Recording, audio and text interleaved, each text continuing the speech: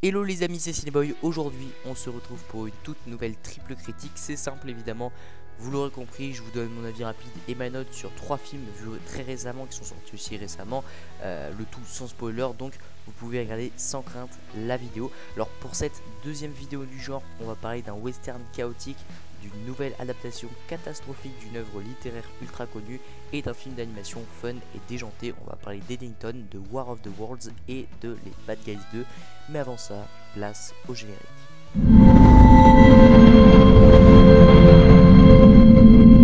On commence avec Eddington, le tout premier film d'Ari Aster que je découvre personnellement. Alors ce film est sorti au cinéma le 16 juillet dernier, donc je crois qu'il est encore dans certains cinémas, et il m'a vraiment marqué. Son synopsis est simple: en mai 2020, durant la pandémie, le shérif local Joe Cross, joué par Joaquin Phoenix, s'oppose au maire Ted Garcia, joué par Pedro Pascal, et ça va déclencher une véritable poudrière dans leur petite ville du Nouveau-Mexique.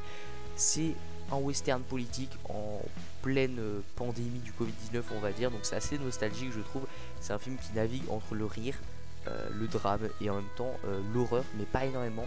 Je pense que d'après ce que j'ai vu, c'est peut-être le film d'Ari Aster le moins horrifique, et même très peu horrifique, et tout ça de manière assez chaotique, avec des retournements de situation imprévisibles et une mise en scène incroyablement bien faite. Vraiment, elle est super bien, hyper qualitative, hyper bien mise en scène. C'est c'est maîtrisé vraiment de bout en bout, j'ai l'impression. C'est un portrait fidèle de l'Amérique qui a sombré dans l'hystérie, et il aborde aussi des thèmes très graves de manière assez brutale.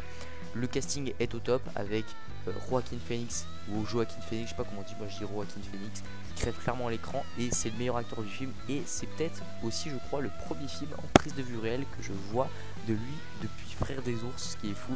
Alors il y en a qui font sous de ma gueule, mais c'est vrai, c'est vraiment le premier film de Joaquin Phoenix que je découvre. J'ai toujours pas vu Joker par exemple, et il y a plein de films que j'ai pas vu encore, The Master et tout ça. Donc voilà, après Frères des ours, c'est le premier film où je le vois vraiment en acteur, et je trouve qu'il est vraiment excellent, donc j'ai hâte de le voir dans d'autres projets. Le reste du casting, il est aussi excellent, avec l'incroyable Pedro Pascal, je suis désolé mais c'est vraiment super, et l'excellente Emma Stone que j'aurais aimé voir plus, mais qui crève l'écran. La photographie de Darius Khondji est splendide et la musique est superbe.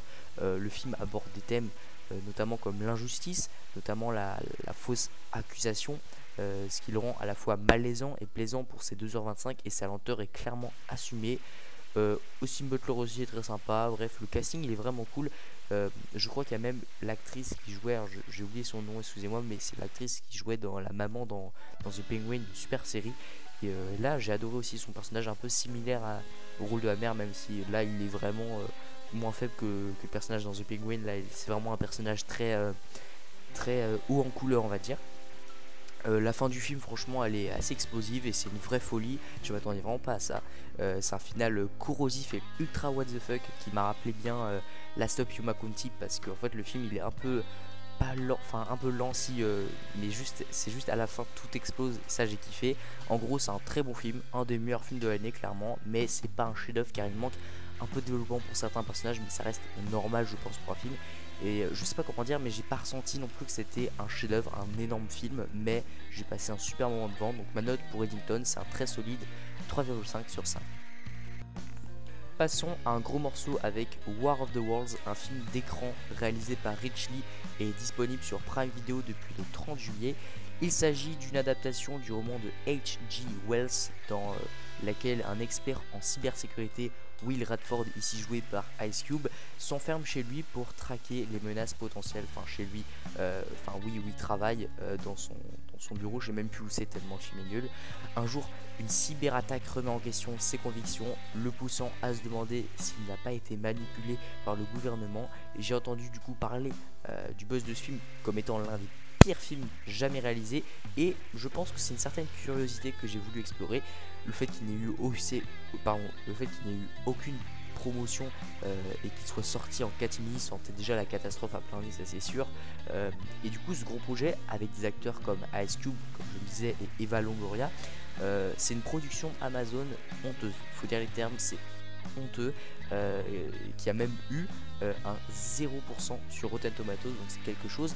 Donc pour être direct, voilà, on va pas se cacher, c'est une purge sans nom, une infâme daube d'un point de vue cinématographique. Rien ne va, les personnages sont tous des caricatures, il n'y en a pas un seul qui se démarque.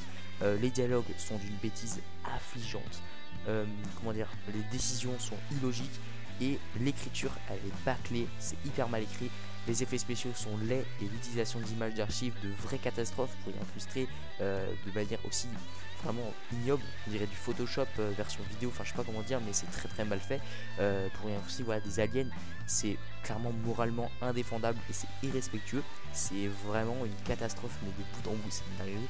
C'est un film long à mourir et horrible en plus. Ça, au moins il aurait pu être court, mais là, le film, oui, il est court en vrai, il dure 1h30, mais t'as l'impression que c'est 2 heures, tellement c'est long, tellement c'est nul. Mais là où il devient fascinant, c'est qu'il est si mauvais que ça en fait, je trouve, un chef-d'œuvre du nanar. Il est regardable uniquement grâce à SQ, je pense, parce que voilà, ses réactions sont un pur chef-d'œuvre du jeu d'acteur involontairement comique. Vraiment, je sais pas s'il s'en rend compte, hein, mais vraiment ses réactions, elles sont tellement incohérentes, tellement illogiques. Il met sa main sur sa tête, bref, c'est hilarant. Je veux pas trop vous spoiler un peu ce qu'il dit, mais c'est vraiment marrant. Il donne des expressions, il donne l'impression d'improviser ses goddamn ou ses shit et je sais pas quoi là. Bref, c'est hilarant, vraiment. Ne vous attendez à rien pour ce film, mais c'est super drôle. Sa performance transforme ce désastre en un divertissement absurde et fascinant, mais encore une fois, c'est vraiment très très nul. Hein. C'est même pas médiocre, hein, c'est vraiment catastrophique. On a l'impression d'assister clairement, au making-of d'un film qui n'existe pas. C'est trop bizarre. Il y a plein de plans. Pourtant, je me suis dit, why not l'idée que ça se passe sur un ordinateur à la Searching par exemple. Mais là, c'est juste catastrophique parce que t'as des gros plans, t'as des petits plans, bref, ça zoome, ça dézoome tout le temps. C'est hyper chiant, ça fait hyper mal aux yeux. Aussi, je trouve que le film se permet même une critique assez hypocrite sur la surveillance de masse et l'exploitation des données, alors qu'il est lui-même en fait une publicité pour Amazon. Donc ça c'est assez drôle, comme cette scène absurde, bon là je spoil, mais franchement c'est pas très grave de spoiler ce film là. Une scène absurde, voilà, où un drone Prime Air livre une clé USB à la fin. Déjà juste ça ne doit pas vous donner envie, enfin c'est catastrophique quoi. Et donc voilà, ce War of the Worlds, c'est un turbo nanar de l'espace, un film qui n'aurait jamais dû exister. Je crois qu'il a été tourné en 2020, enfin il a commencé son tournage en 2020, un truc comme ça, où il a été créé en 2020. Et il est sorti 5 ans après, voilà, le 30 juillet sur Prime. Et le film a fait un gros buzz, mais pas dans le bon côté, pas dans le bon sens du terme, voilà. Et c'est juste catastrophique. Donc ma note pour War of the Worlds, c'est un 0,5 sur 5. C'est si mauvais que c'en est génial finalement, mais d'une nullité vraiment rare. Pour finir cette triple critique, on plonge dans l'animation avec les Bad Guys 2 sortis au cinéma le 30 juillet également. Mais pour le coup au cinéma et pas sur Prime Video. C'est une très bonne suite franchement, qui nous raconte du coup l'histoire des Bad Guys qui sont devenus en quelque sorte les Good Guys entre guillemets et font de leur mieux pour délaisser leur passé criminel, mais ils sont contraints de sortir de leur retraite, bon retraite c'est pas vraiment ça, mais de leur pause on va dire, pour un dernier coup, donc pour une équipe de malfrats nommée les Bad Girls.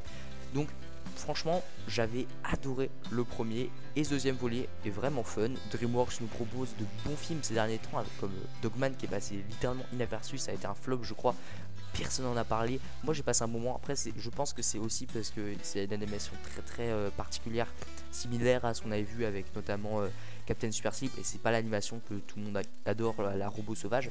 Mais Dogman, voilà, c'était quand même cool, et aussi du coup on avait eu le robot sauvage qui était vraiment assez incroyable. Et du coup les Bad Guys 2, je trouve que ce film c'est un peu la preuve que DreamWorks sait encore faire des bons films, parce que je crois qu'on avait eu Ruby Lado Kraken qui était pas très bon selon les retours, je l'ai pas vu, mais voilà, les studios, il y a des studios des fois ils font 3 films à la suite et ils sont mauvais. Là pour le coup DreamWorks, les 3 derniers films franchement je les trouve très très cool.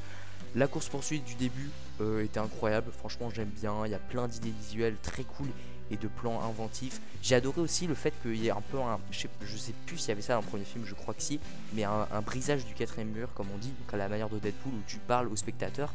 Ça c'était très très cool, donc le loup fait ça dans le film. Le film est très divertissant, on s'ennuie pas une seule seconde. À la sortie du premier en 2022, j'étais pas fan de son animation pour le coup, mais j'ai totalement changé d'avis. Alors j'avais bien aimé le film, mais j'avais pas trop aimé l'animation, je trouvais qu'elle était trop spéciale et j'étais pas du tout habitué à ça. Il y en a qui avaient kiffé, mais moi j'étais pas trop dans le truc, dans la vibe, j'aimais pas trop cette animation quoi. Mais voilà, là pour le coup j'ai totalement changé d'avis avec les Bad Guys 2. Le style visuel, je trouve qu'il est maintenant, il était déjà, mais j'ai compris qu'il était vraiment clivant, mais avec ses arrêts sur image et ses dessins aussi très expressifs, parce qu'en fait des fois t'as 1 seconde et ça fait dessin BD et tout ça. un peu à la Spider-Verse, mais c'est pas vraiment ça, c'est moins beau évidemment, moins esthétique, mais ça reste quand même très très stylé. Donc franchement les Bad Guys 2 c'est une sacrée dose d'adrénaline et de fun. Côté voix les VF sont superbes, hein. Igor Gottesman, je crois qu'il avait réalisé Fiasco, bref c'est un réalisateur je crois. Pierre Ninet aussi, JP Zadi, donc Jean-Pascal Zadi et Alice Behaidi font un travail assez exceptionnel je trouve, et leur alchimie est parfaite. Bon exceptionnel j'abuse un peu, mais je pense que le doublage c'est pas si simple que ça en a l'air.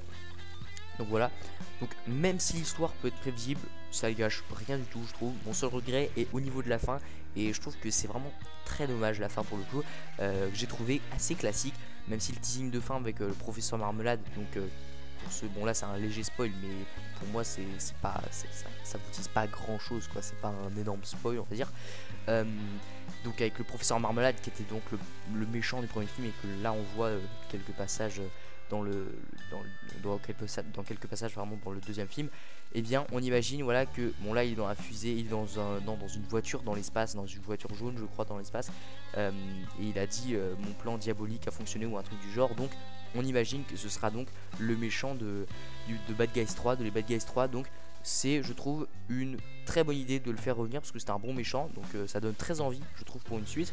Donc dans l'ensemble c'est un film très sympathique avec du super idées, c'était vraiment cool, vraiment très cool, mais finalement assez classique dans le fond, un bon DreamWorks hein, mais voilà ça reste classique, ça reste basique, c'est du déjà vu mais c'est sympathique. Donc ma note pour les Bad Guys 2 c'est un très solide 3 sur 5, c'était cool mais finalement classique dans le fond, encore une fois.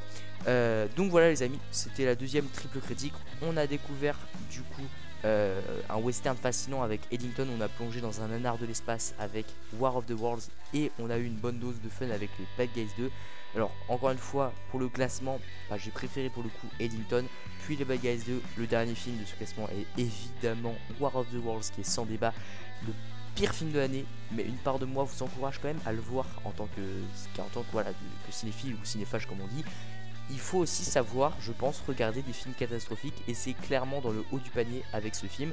Donc en tout cas j'espère que ce format de triple critique vous plaît, j'imagine qu'on en refera d'autres, et même avec des séries. Donc n'hésitez pas à me donner votre avis sur ces films en commentaire, et à vous abonner pour plus de contenu autour de la pop culture et principalement du cinéma. Ciao les amis, et à bientôt pour une nouvelle